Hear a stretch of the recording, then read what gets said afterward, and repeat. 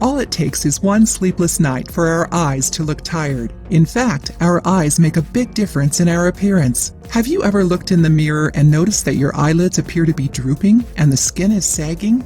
Also known as ptosis, drooping eyelids may appear as a consequence of natural aging, but they can also be congenital, or even arise from diseases such as diabetes or other nervous system-related problems. In some cases, apart from the aesthetic discomfort, the drooping eyelids can also affect your vision. If this is your case, you've probably already thought about doing something about it, such as surgery. But before you turn to more invasive methods, we've brought you a very simple recipe that will quickly improve the appearance of drooping eyelids. And the best part is that it only takes one ingredient, which you probably already have in your kitchen. Here's what to do. Ingredients: 1 egg white, 1 cotton swab.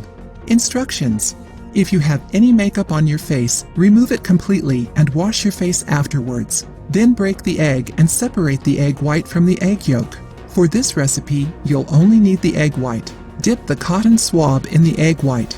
Close your eyes and apply the egg whites all over your eyelid. Keep your eyes closed until the egg white is dry. It's recommended that you do this application up to 3 times a week.